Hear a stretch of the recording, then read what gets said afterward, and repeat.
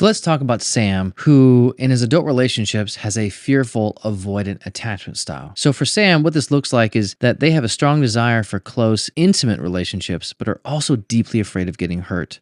This fear leads Sam to enter relationships hesitantly, swinging between wanting closeness as well as pushing their partner away to protect themselves from potential rejection or pain. For instance, after a few weeks of growing closer to someone, Sam might suddenly become distant, cancel plans, or express doubts about the relationship's viability, driven by a deep-seated fear of vulnerability. This pattern leaves both Sam and their partners confused and frustrated, creating a cycle of emotional turbulence and instability. Hi, my name is Travis Goodman.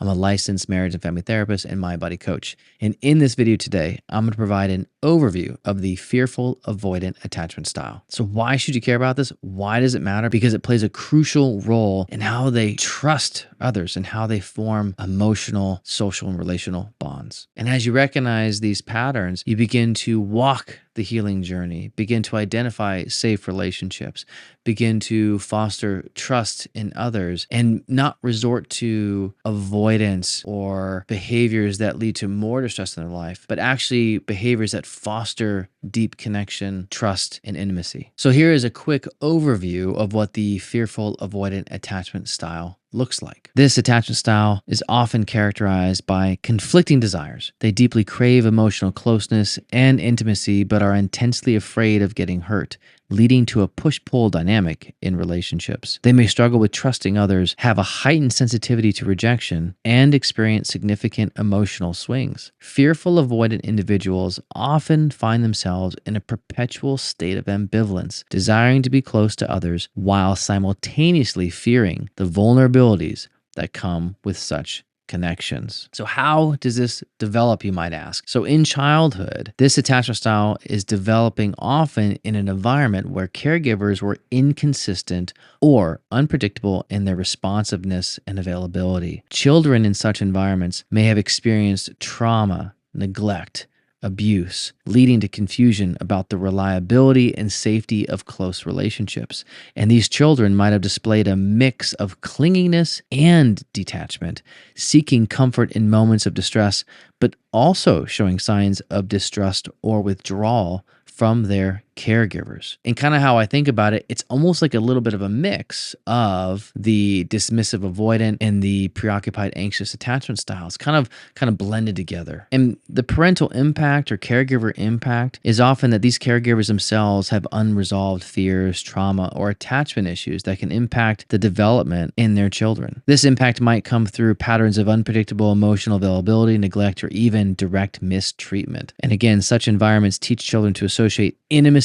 with danger, embedding a deep-seated fear of emotional closeness and the potential for harm. And how might this attachment style look and manifest and appear in romantic adult relationships? Often in adult relationships, a fearful avoidant individual may find it challenging to maintain stable, secure connections. They may fear rejection and abandonment, coupled with a desire for intimacy. It can result in relationships marked with volatility, uncertainty, and a lack of trust. This attachment style can lead to a cycle of engaging in intensely close relationships and then quickly become overwhelmed, prompting a withdrawal or sabotage of the relationship to escape perceived threats or hurt. And again, you can kind of hear that kind of push-pull, longing for connection, and then deeply afraid of the hurt. Because again, this is often stemming from a childhood wrought with confusion, with the parent or caregiver who is, in one hand, trustworthy and safe, and on the same hand, the one who caused the harm or the hurt or the abuse. And if you relate to this at all, I would love to hear your feedback. How do you relate to this?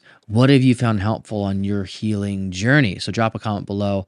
I would love to get your feedback. Some strategies for healing. And this is really the important stuff, is how do we heal? How do we move past this? How do we move beyond this and not be stuck any longer? So first and foremost, therapy, and specifically with a therapist who is especially trained in trauma and even more so attachment trauma or deficits. And this is because the therapist can provide a safe space to explore and understand their fears, understand their trauma and their pain and their hurt, working towards healing in a more secure attachment patterns. So for example, I'm trained in attachment-focused EMDR therapy. EMDR stands for eye movement desensitization and reprocessing. It's a specific modality and treatment focused on trauma. It's really good for PTSD, anxiety, depression, among others, and attachment wounds and attachment pains and deficits and hurts. And you want to find someone specifically trained in this because they're going to have an awareness of how to best address, especially this disorganized attachment style. So number 2, mindfulness and self-compassion. So practices that increase mindfulness and self-compassion